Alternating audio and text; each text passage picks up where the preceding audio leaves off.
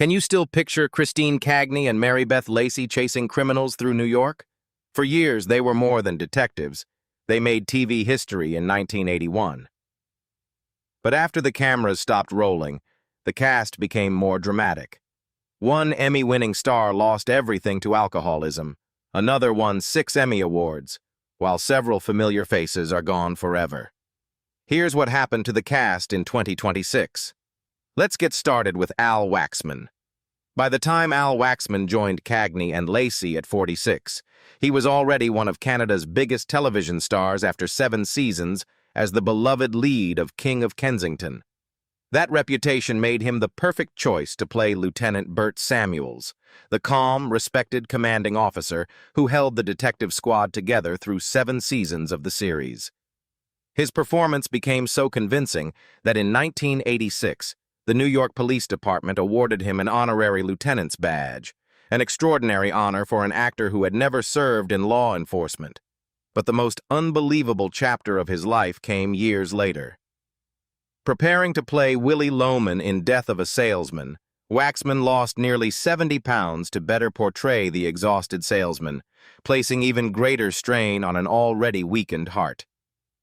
Then, in late 2000, he filmed an episode of Twice in a Lifetime, in which his character entered a hospital for routine bypass surgery and died unexpectedly on the operating table. The chilling coincidence became reality almost immediately.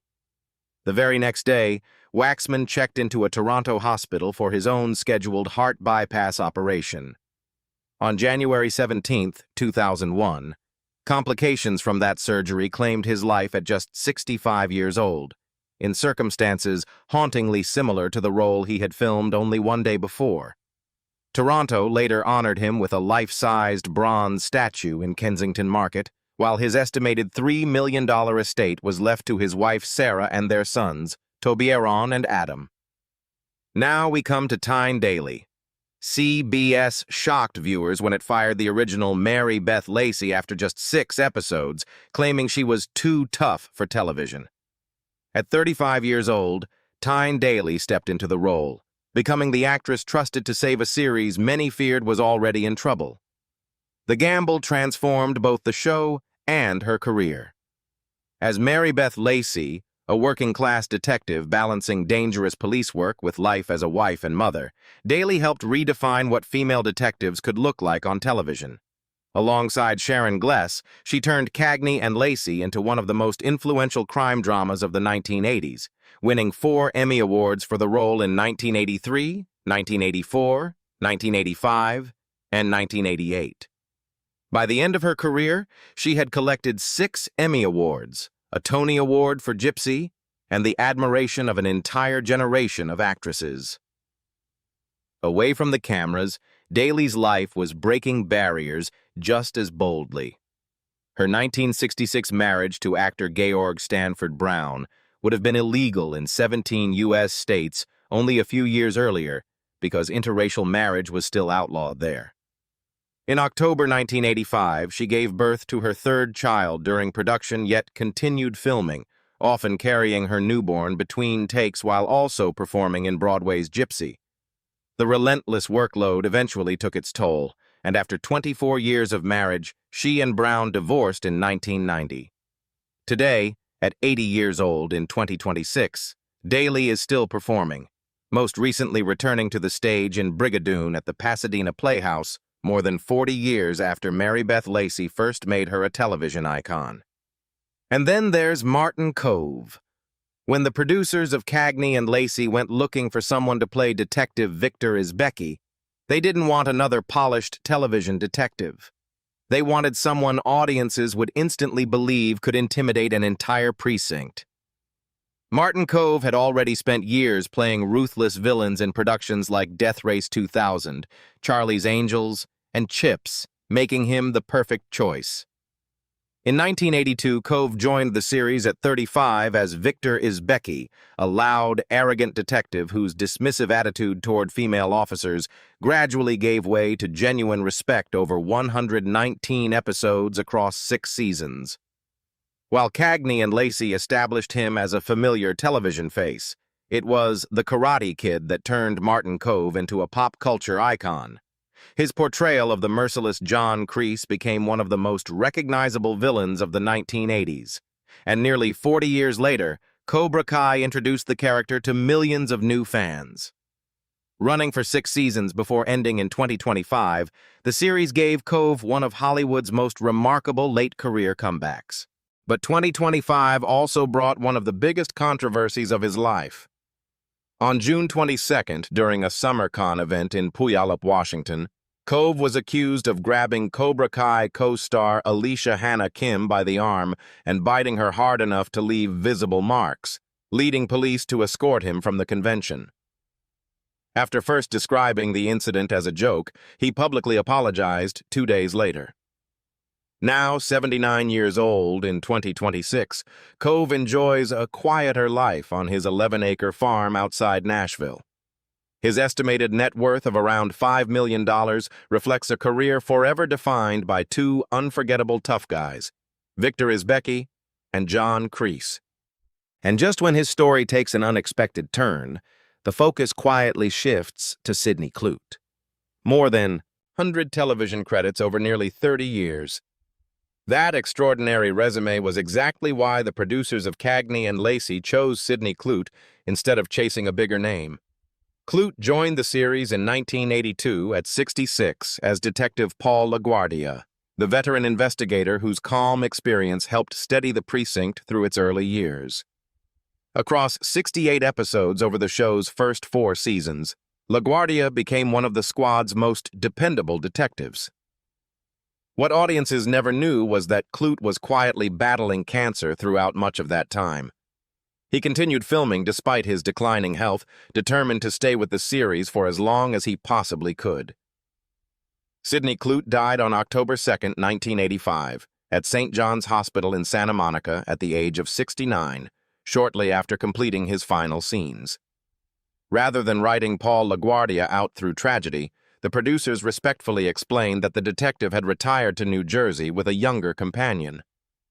In an even rarer tribute, Clute's name remained in the opening credits for the show's final 3 seasons, allowing audiences to keep seeing his name every week long after his death.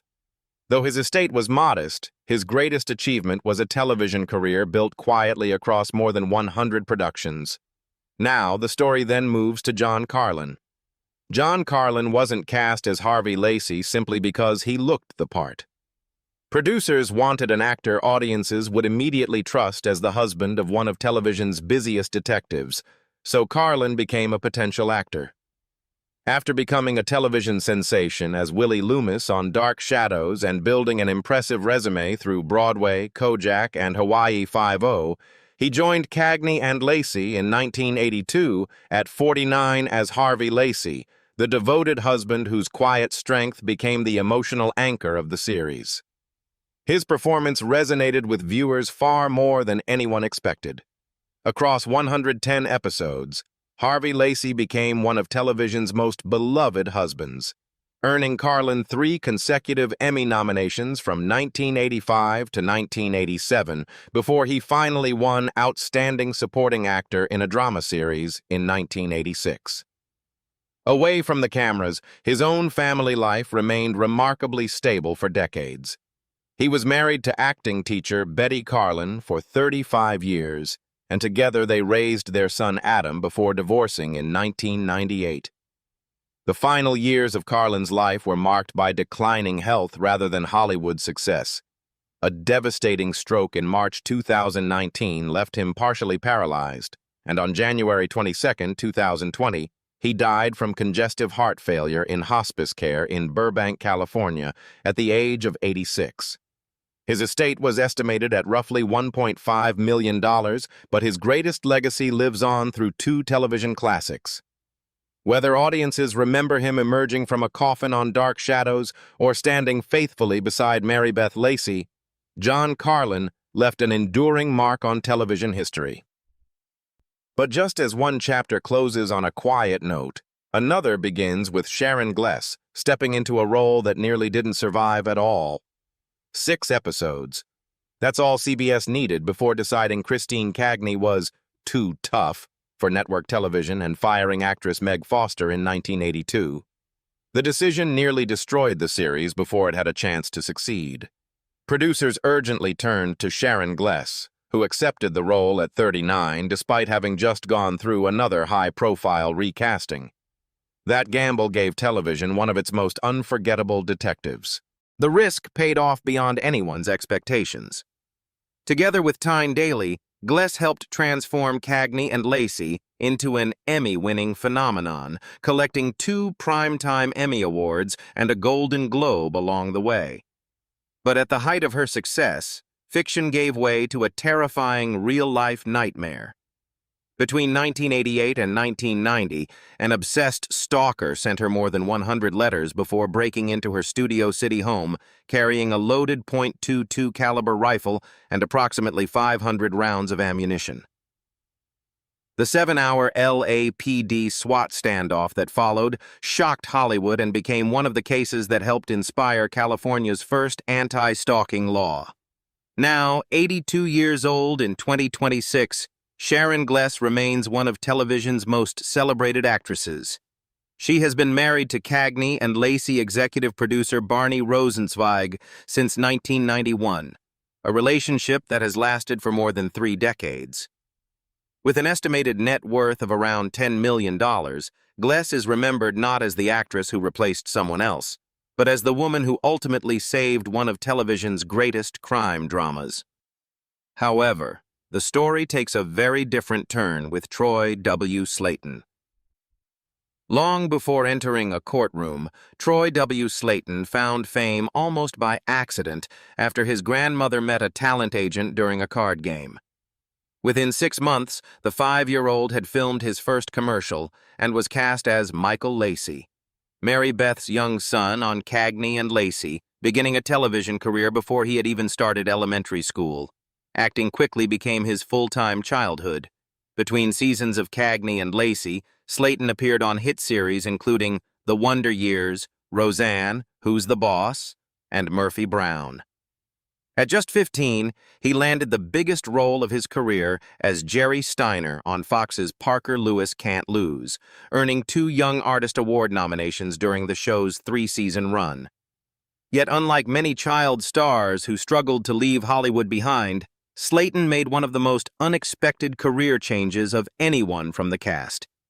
After filming his final acting job, a Budweiser commercial, he left the entertainment industry for Pepperdine University School of Law. He earned his Juris Doctor in 2004, passed the California Bar in 2005, and built a successful 15-year career in criminal defense, eventually becoming the youngest partner in the history of Floyd, Skieran, and Kelly.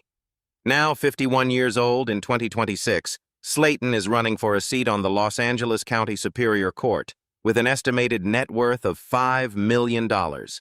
Few former child actors have rewritten their lives as completely as he has. And just as his life takes a completely unexpected direction, a very different journey unfolds with Carl Lumbly. When Cagney and Lacey filmed its original TV movie pilot in Toronto in 1981, Carl Lumbly assumed the project would end there, just another acting job to help cover a year's rent back in New York. But an overwhelming fan letter campaign convinced CBS to revive the show with a new leading actress, and in 1982, Lumbly joined the series at 30 as Detective Marcus Petrie, the thoughtful, level-headed partner whose quiet confidence made him one of the show's most progressive characters. Marcus Petrie was unlike almost any television detective of the era.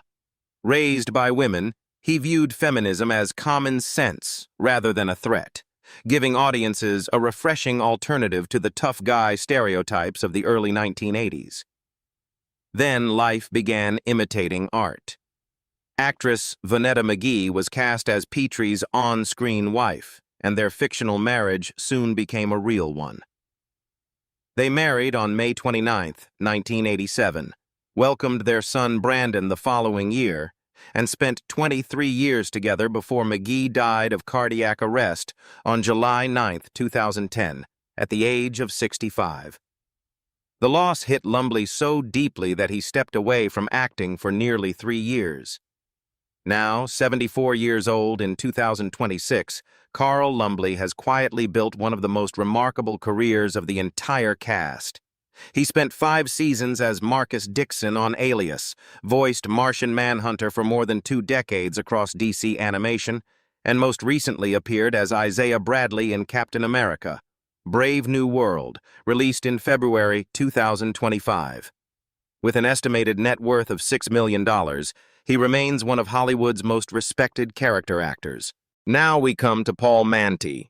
In 1964, he starred as the stranded astronaut in the science fiction classic Robinson Crusoe on Mars.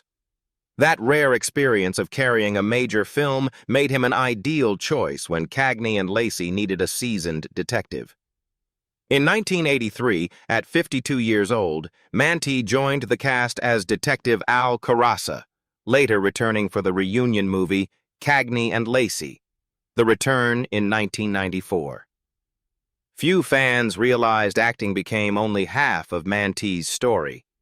A former U.S. Navy serviceman and journalism student, he gradually reinvented himself as a newspaper columnist for the Malibu Times while publishing 2 novels, In Search of the Perfect Ravioli in 1991, and the semi-autobiographical Bruno of Hollywood in 1994. Long after the cameras stopped rolling, he was still telling stories, this time with a typewriter instead of a script. Paul Manti died on November 7, 2013, at a rehabilitation center in Canoga Park, California, after complications from lymphoma. He was 82 years old. He is survived by his 4th wife, Susie Davis Manti, whom he famously met while the two happened to be standing in line at a Malibu post office. Across nearly 5 decades, Manti built a career of more than 120 screen credits, proving he was far more than the astronaut or detective that audiences remembered. And then, almost unnoticed, the story shifts to David Eisen. David Eisen spoke very few lines, but he outlasted almost everyone else. Between 1982 and 1985, he quietly appeared in 51 episodes of Cagney and Lacey, usually without receiving on-screen credit, helping create the believable world of the 14th Precinct one background scene at a time. When those acting opportunities disappeared, most people would have assumed his Hollywood career had ended. Instead, it was only changing direction. Rather than leaving the film industry, Eisen climbed behind the wheel. Over the following decades, he reinvented himself as a professional precision and stunt driver, becoming one of the trusted specialists responsible for safely handling valuable classic cars and complex driving sequences on major productions. His second career eventually became even bigger than his first, with credits on blockbuster projects including Oppenheimer, Spider-Man, Across the Spider-Verse, Westworld, Amsterdam, Unfrosted, and Seth Rogen's The Studio in 2025. Now, in his mid-70s in 2026, David Eisen remains one of the quiet success stories of Cagney and Lacey. While many actors eventually faded from Hollywood, he simply found another way to stay in it. More than 40 years after first walking into the 14th Precinct, Eisen is still working in the industry, helping bring some of Hollywood's biggest productions safely across the finish line. And as his journey quietly continues behind the scenes, the story moves to Stephen Macht. Long before stepping onto the Cagney and Lacey set, Stephen Macht had already completed a doctorate in dramatic literature at Indiana University and secured a tenured professorship at Queens College. That rare combination of intelligence and screen presence made him the perfect choice when producers cast him in 1985, at 43 years old, as attorney David Keeler, Christine Cagney's thoughtful and dependable love interest. Macht's influence extended beyond acting. During his 3-season run, he also directed an episode of Cagney and Lacey, proving equally comfortable behind the camera. Then, decades later, his career came full circle in an unexpected way. From 2014 to 2019, he played Harvard ethics professor Henry Girard on Suits, sharing the screen with his real-life son, Gabriel Macht, who starred as Harvey Specter. The father and son pairing became one of the show's most memorable real-life connections and a rare Hollywood success story spanning 2 generations. Now, 84 years old in 2026, Stephen Macht remains married to Suzanne Victoria Poulier after more than 60 years together, an extraordinary achievement in an industry where lasting marriages are often the exception. With an estimated net worth of $4 million, he has built a career defined not by blockbuster fame, but by longevity, education, and a family legacy that continues through one of television's most recognizable leading men. And from lasting legacy, the story shifts to rising ambition with Dan Shore. Detective Jonah Newman wasn't hired to fit in. He was hired to shake up the precinct. When Cagney and Lacey introduced the young, ambitious detective in 1985, Dan Shore joined the series as Jonah Newman, an ambitious rookie whose determination to climb the ranks often put him at odds with Cagney and Lacey when he was 29 years old. Although Newman appeared in only 20 episodes, Shore continued building an impressive science fiction resume. He later entered the Star Trek universe, first appearing on The Next Generation, before returning years later to Star Trek. Voyager as a cunning Ferengi doctor, becoming one of the few actors to leave memorable impressions in multiple Star Trek series. Yet one of the biggest surprises of his career came when he voluntarily stepped away from Hollywood while he was still working steadily. In 2003, Shore left the American entertainment industry and relocated to the Northern Mariana Islands, where he began teaching filmmaking and acting to aspiring local artists. He later continued mentoring students at the International Academy of Film and Television in Cebu, Philippines, while also founding his own media production company. Now 70 years old in 2026, Shore has an estimated net worth of around $1.5 million, proving that his greatest legacy may be the filmmakers he helped inspire rather than the roles he played. And from shaping others, the story shifts to Michael Fairman. Every detective in the 14th Precinct answered to Deputy Inspector Nelman, and producers needed an actor who looked like he had spent a lifetime giving orders. Michael Fairman's commanding presence didn't come by accident. After studying dramatic arts at New York University, Fairman joined Cagney and Lacey in 1984 at 50 as Deputy Inspector Nelman, the stern supervisor who kept pressure on the detectives throughout the remainder of the series. Fairman's most dramatic story unfolded long after the cameras stopped rolling. For years, he was an active member of the Church of Scientology, appearing in several of its training films and advancing to the organization's OT7 level. Then, in January 2011, he publicly renounced Scientology, a decision that immediately led the church to declare him a suppressive person, effectively cutting him off from many longtime friends and associates. It was one of the most difficult and public decisions of his personal life. Now 92 years old in 2026, Michael Fairman remains one of the oldest surviving members of the Cagney and Lacey cast. After leaving the series, he enjoyed another successful chapter on daytime television, spending 5 years as Patrick Murphy on The Young and the Restless. With an estimated net worth of around $2 million, Fairman's career has spanned more than 6 decades, marked by resilience both on and off the screen. And after a lifetime of endurance, the story turns to Tony LaTorre. By the time Cagney and Lacey was casting the role, Tony LaTorre was just 13 years old. He was chosen to play Mary Beth Lacey's stubborn but lovable younger son, a role he would keep for 35 episodes across 6 seasons as viewers watched him grow up alongside the series. For most of his teenage years, LaTorre's classroom was a television set. While continuing to appear in projects such as the sitcom 9 to 5, he spent nearly 7 years balancing acting with growing up in front of millions of viewers. But when Cagney and Lacey ended in 1988, so did the momentum of his acting career. Like many former child stars, he found Hollywood unwilling to see him as anything other than the kid audiences already knew, and opportunities gradually disappeared. Instead of spending years chasing roles that never came, LaTorre made a clean break from the entertainment industry. He quietly moved into private business and small-scale real estate investing in California, choosing stability over celebrity. Now, 56 years old in 2026, he has an estimated net worth of around $1 million, much of it carefully preserved from his child acting earnings through a Coogan Act trust fund. For Tony LaTorre, walking away from Hollywood turned out to be one of the smartest decisions of his life. Finally, the story ends with Meg Foster. At 34 years old, Foster became the very first actress to play Detective Christine Cagney, bringing an intensity that many critics praised as refreshingly realistic for a female police officer.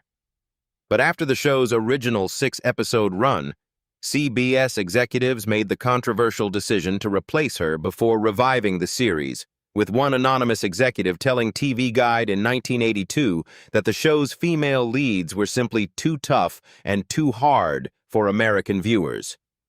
The decision became one of television's most debated recastings.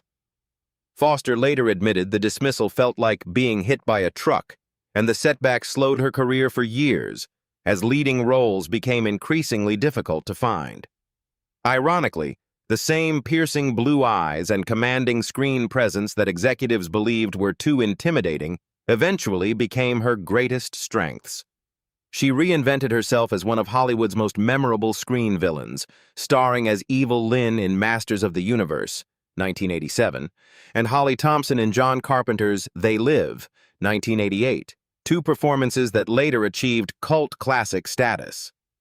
Now 77 years old in 2026, Meg Foster lives a quiet life on a small farm, largely away from Hollywood's spotlight. With an estimated net worth of around $1 million, she continues to be celebrated by generations of horror and science fiction fans. In the end, the toughness that once cost her television's biggest opportunity became the very quality that made her unforgettable. So that's a look back at the Cagney and Lacey cast then and now in 2026. While some enjoyed remarkable careers, others faced heartbreaking losses, health struggles, and unexpected challenges that changed their lives forever. Which cast member surprised you the most? And who was your favorite detective? Let us know in the comments, and don't forget to like, subscribe, and turn on notifications for more then and now updates.